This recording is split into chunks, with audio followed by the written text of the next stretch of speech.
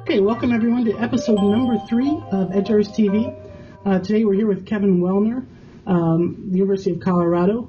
He's going to be discussing his new book, Neo Vouchers, The Emergence of Tuition Tax Credits. Kevin is an associate professor at the University of Colorado, where he teaches education law and policy courses.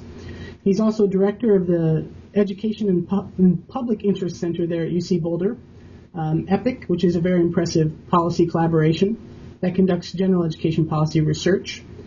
Through EPIC, Kevin has also created the Education Policy Alliance, which really strikes my fancy a little bit. There's no Kentucky member of the Education Policy Alliance, so maybe I can remedy that in the future.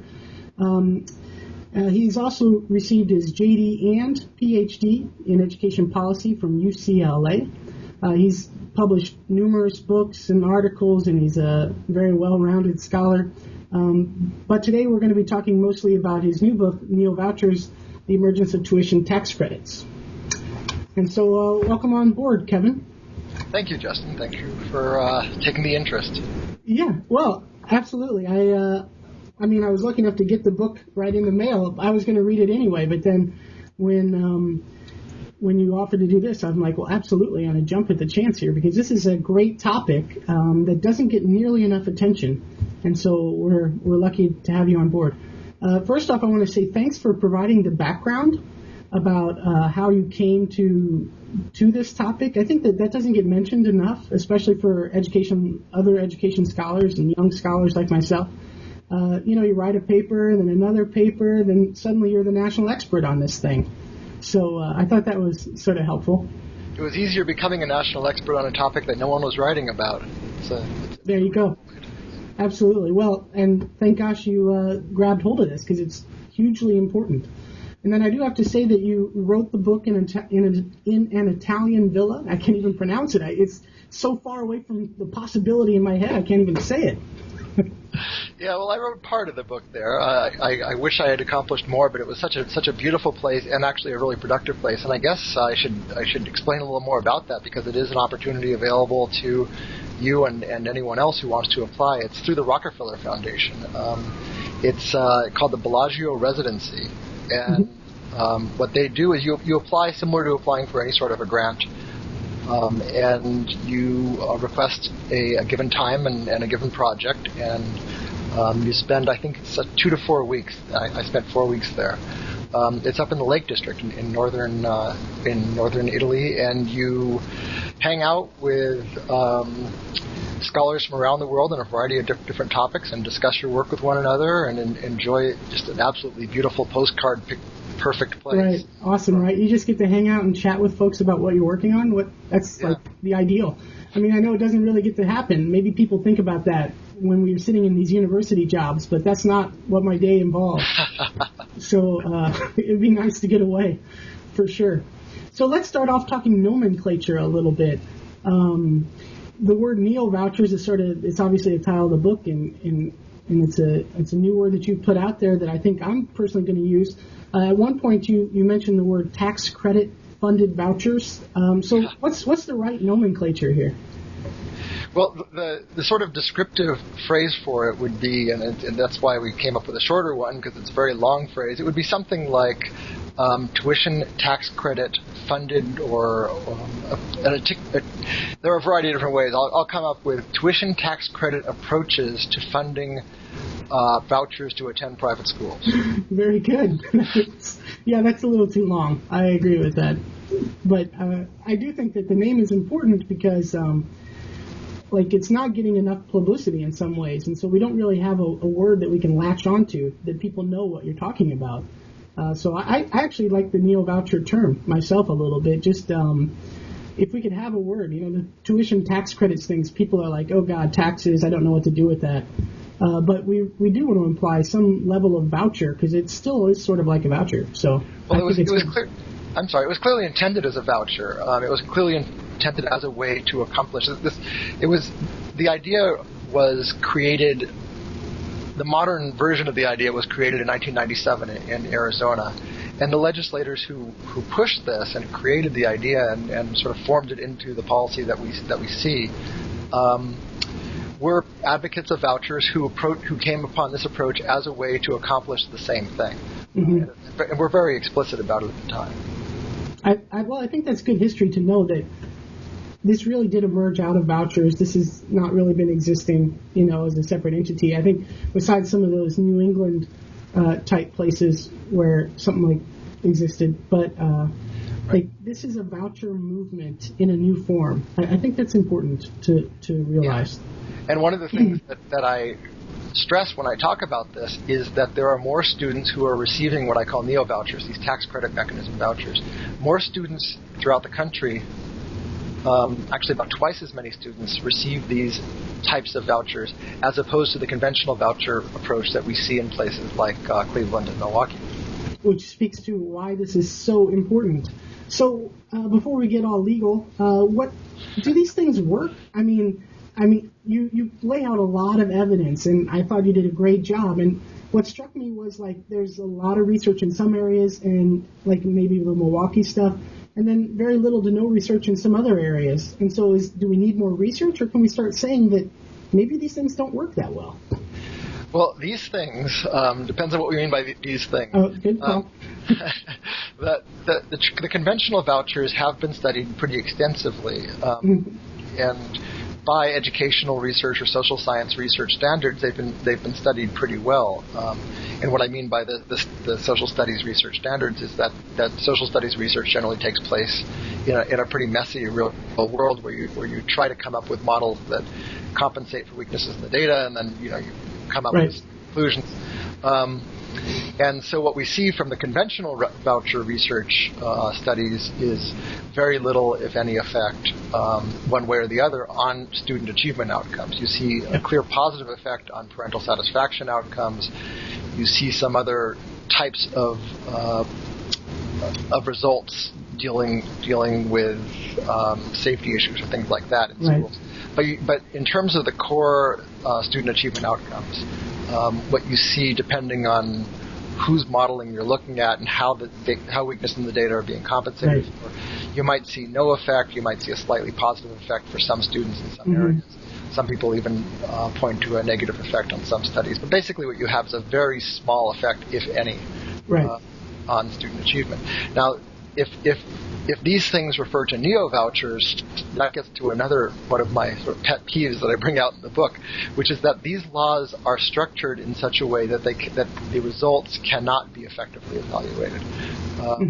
And I thought it was a great point. I mean, because it's very difficult to track where this stuff is going. And also the idea of we don't even know who's switching. I mean, it's very difficult to even understand what kids this is winding up touching and where those kids are doing. Then they jump into the private system, which doesn't track the data as well. So, and I'm going to take advantage of this freewheeling approach where we can talk about things and try to get to a detail that I usually don't try to get to when I'm just doing a lecture. Well, please, thank you. One of the things we don't know about is the economic effects or the fiscal effects on the state or on the public entities in the state. So that would include state plus school district of a voucher or neo-voucher approach. So one of the things that we wonder about is if you implement a voucher or a neo-voucher law, what is the overall effect on the state public finance? And if you follow, as I do, these laws being introduced throughout the country, you generally see, in connection with a law being introduced, op-ed pieces in the local newspaper and a report from the local think tank saying, hey, look, this is a way to save the state money, particularly in the current fiscal environment. That's certainly a major argument.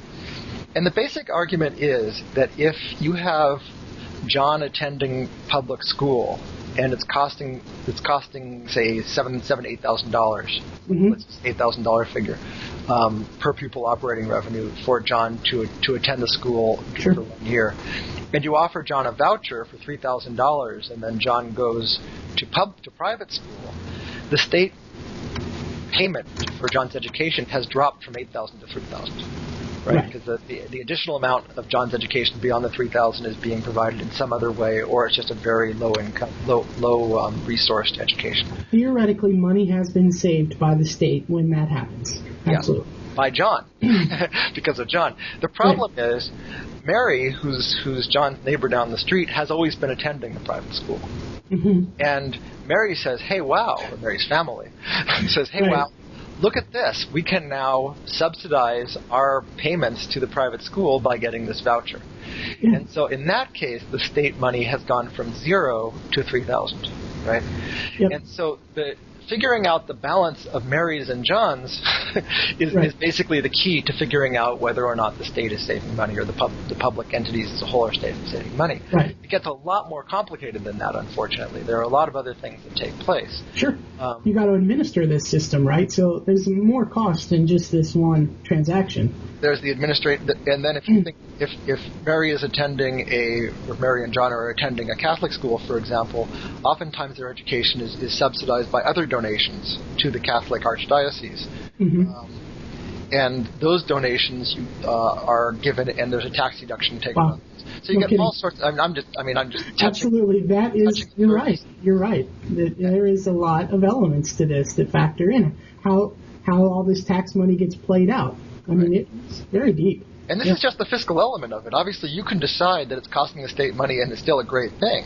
But just looking at the fiscal element is, and then the question. A lot of these things. Remember, each state has its own rules. Arizona. Mm-hmm. Just to give your audience a list of who's doing this. I mentioned Arizona in 1997. Pennsylvania and Florida joined in 2001. And then since then, most recently it was Georgia, and before Georgia, Rhode Island, and Iowa. So there are a total of 6 states. Mm-hmm. The last 3 I mentioned are fairly recent. We don't really have any results coming back yet from those. The first 3 are actually getting pretty established now. Another difference between the 6 states is that some of them, and we haven't actually discussed what this mechanism is. So let me. Yeah, I mean, we can back up and catch as much of that as you want to catch. I mean, let's circle back. Hopefully the viewers will know a little bit about it. Let me circle back, and then I want to pick up a thread that hopefully you'll remind me of, which is this issue of different state rules that might affect the issue of whether or not the state is saving money. Absolutely. But the way the system works, and I'm going to distinguish between some states and others among these 6, but the basic way the system works is you have a taxpayer owing the state money, right? Mm-hmm. And so I owe the state, say, $3,000 in state income tax.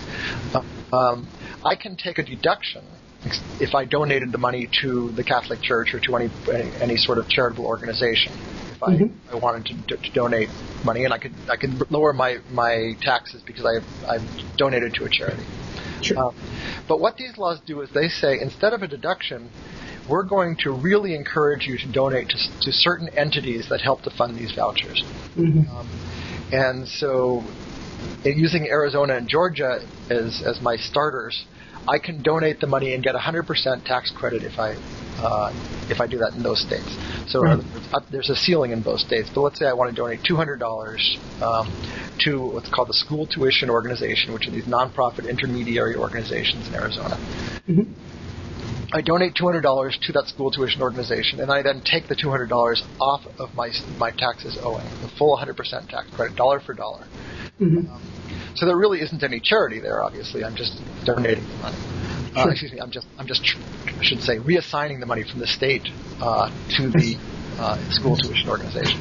The school tuition organization then takes my money and other people's donations, bundles them, and gives them to students as vouchers to go to these private schools. Now, it gets a little more complicated than that, but that's the basic idea. So you have, instead of the voucher system where you have in the state general fund, you have money that goes from the state general fund to the parent, who then signs the voucher over to the private school. Here you have a much more complicated system where you have taxpayers introduced into the process, and you have these school tuition organizations introduced into the process. Mm-hmm. So that's in Georgia and Florida, and in both Georgia and Florida there are laws that let individuals do this and corporations do this. Right. And in the other states, it's just one or the other. But obviously, in any state, you could have corporations owing income tax, and you could also have individuals owing income tax. So let me circle back around to that issue of rules. Very good. You're a very easy interview, by the way. So the issue of rules, if I structure the policy as they do in Florida to say, hey, the only recipients of this money can be low-income students who are already attending public school or who are starting the process in kindergarten or first grade. I think Florida also includes first grade. I have then structured it in such a way that the state is more likely to be saving money or to be not costing money. Because the Mary example I gave, if Mary is starting in private school, she can't receive the voucher. And if Mary is higher income, she can't receive the voucher. Right? So there are fewer Marys possible in that sort of a situation. Where it gets complicated is if you look 10 years down the line, that first part basically washes out because parents who intend to send their kids to private schools can do so starting in kindergarten or first grade. So Mary wouldn't. So this Marys who are already in private school in third grade, those people largely disappear. Does that make sense? Right. Yeah. I think it's very important to understand this early intervention aspect of these laws. And I mean, it relates to how many of these kids will actually switch in practicality. And I don't want to get us off track, but I mean, I think that's one of the elements of how many kids are actually switching. And I'm not sure. I mean, my feeling is not that many, perhaps. And you actually have a tension there because if you increase the amount of the voucher to say $5,000, you could entice a lot more low-income people to switch to schools where the amount of tuition every year is, say, $5,000. If you have a $3,000 voucher and you have low-income families, they aren't going to be able to afford the gap between the $2,000 and $3,000. Right. But as you increase it to that amount of $5,000, let's go back to our balance between the Johns and the Marys, right? That's right. If it's a small amount, then it doesn't take a lot of Johns to compensate for the Marys. Does that make sense? And if you move it to $5,000, then you better have very, very few Marys because they're really sucking up a large amount of money. $5,000 a pop, right? I mean, that's a lot of money that the government is now just giving private school kids. I mean, it's And if you have a policy targeted at-risk kids or at low-income kids, there's a justification for that. You could certainly come up with a good policy argument to say, well, we should be providing the $5,000 to low-income kids to have that option right. because everyone, higher-income families have that option. But if you don't have that salary cap, then you're subsidizing a lot of fairly wealthy people. Yeah. And that is what's happening, I think, in Arizona from all evidence we have. Yeah, which speaks to the importance of getting the law right in the first place. I mean, how you structure it is very important, as your last chapter points out. So let's talk constitutionality for a second. We talk a lot about private schools, but I was struck in your book by all of the religious names, the Adventist STO of Arizona, the Catholic STO of Phoenix, the Islamic Academy of Florida. There's a lot of religion going on here, and you have theoretically, possibly, public money funding religious schools, and that gets us into some trouble perhaps with these things called Blaine Amendments. So sort of tell us, why is the Blaine Amendments not had more of a role in this scheme? Well, the only place where neo-vouchers have been challenged is in Arizona. And I mentioned to you earlier, before we started, I should say, that there was a state-level appellate court decision that came down last week in Arizona on the corporate side of the neo-voucher law. But the big case, the big challenge, took place. It was in 1999. Yeah, 1999, the Cotterman versus Killian decision from the Arizona State Supreme Court. And the law was challenged under the state constitution, under what's called, generally referred to as the Blaine Amendment. These are basically laws that I refer to as establishment clause on steroids. I mean, these are the wording in these laws, and they vary from state to state, but they're usually something to the effect of no public money whatsoever shall ever be allocated or are spent on any type of religious institution whatsoever, under any circumstances, never, never, ever. Right? I love the wording. It's almost as if they foresaw this very event happening back when those amendments went in back in not well enough, though, right. because they found a loophole, and that's what. Remember, I said that the Arizona legislators who came up with this idea in '97 wanted vouchers, but they came up with this other approach. And one of the main reasons they came up with this other approach is they saw a loophole in the state constitution, in the state Blaine Amendment, and that's because the wording talks about public money being spent, right? Mm-hmm. And the expenditure of public money, they argued, doesn't take place through a tax credit mechanism, right? So remember when I described how this works, it's the individual taxpayer giving money to a nonprofit organization. In Arizona, they're called school tuition organizations. So I'm a taxpayer. I give the money to the STO. The STO packages the money, gives it to a private individual, a parent, who then takes it to a private school. Mm-hmm. There's no state involved there. The only state money comes in backfilling my donation to the STO. So I don't owe the money to the state anymore. And so the argument was, hey, look, the state never had money to spend. There was never any expenditure of public money because there was never any public money. Right. And by a 3-2 decision, the Arizona State Supreme Court bought that argument. I call that a distinction without a difference. Yes. I mean, your point of foregone revenue. The state is harmed here because it is not getting revenue that it has rightfully taxed. Rightfully, of course, is questionable, but I mean the tax exists and that money should be coming, but before it gets there, it's stopped and diverted off to these STOs. So I agree. I mean, it's amazing to me that the Arizona court didn't go the other way on this. I really am surprised by the result in that case. So while I was sitting in the Italian Via, I was researching something called the Tax Expenditure Doctrine. That's actually a lot of the work that I was doing in Italy.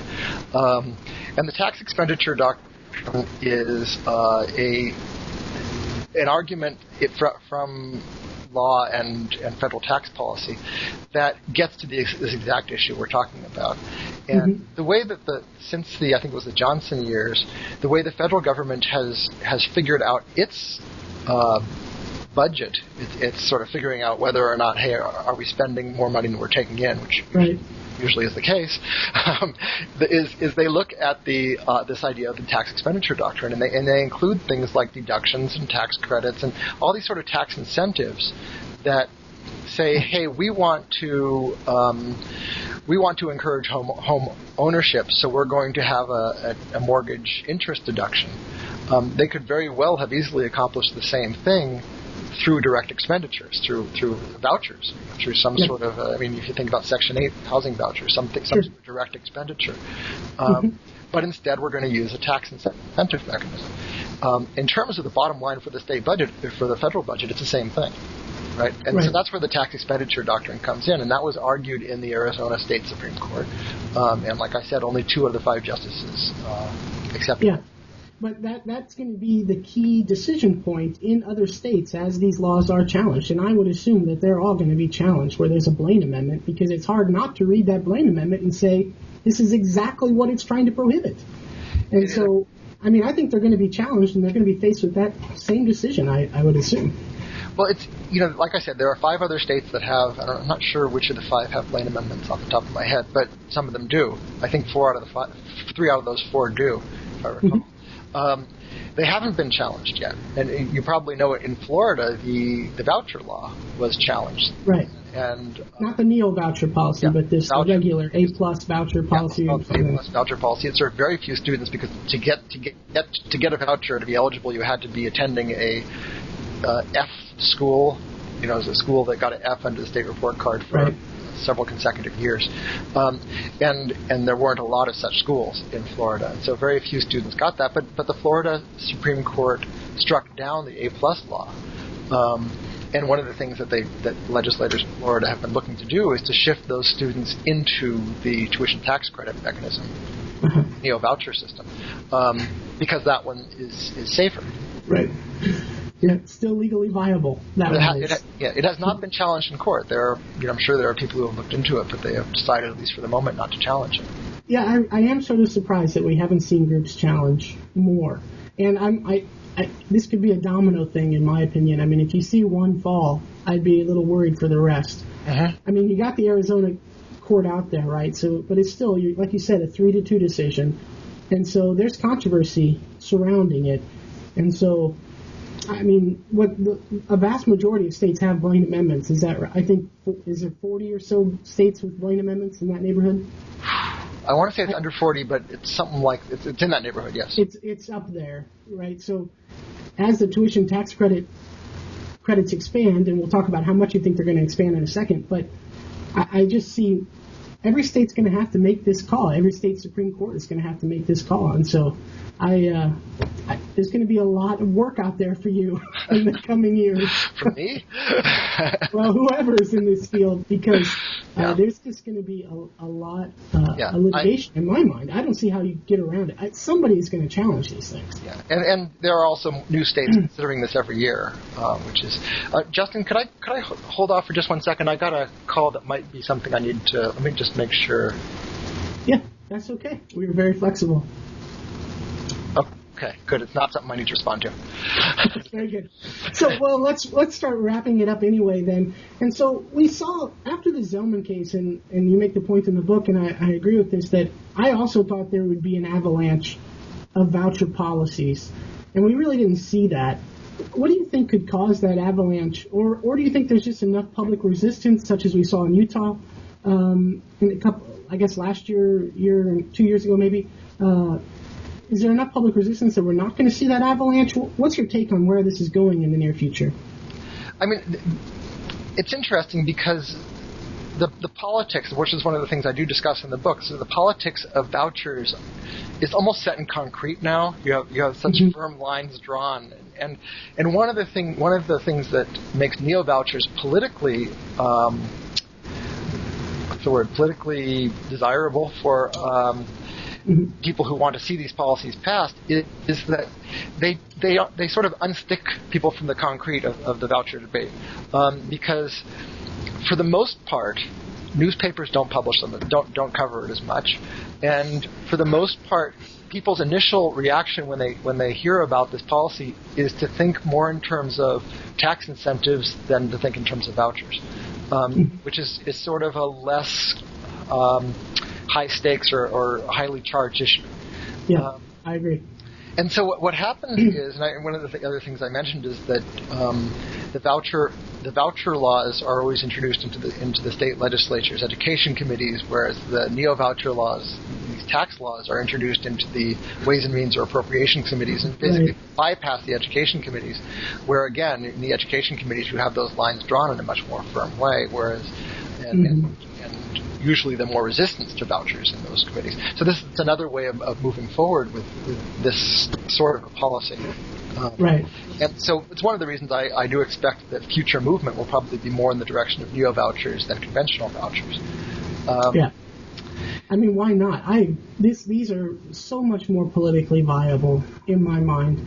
You're accomplishing, really, you're even doing a better job of accomplishing the goal here of shifting public money towards the private schools and private schooling for whoever you want to structure your policy towards. So you're accomplishing more of your goal without having to have more of that political fight.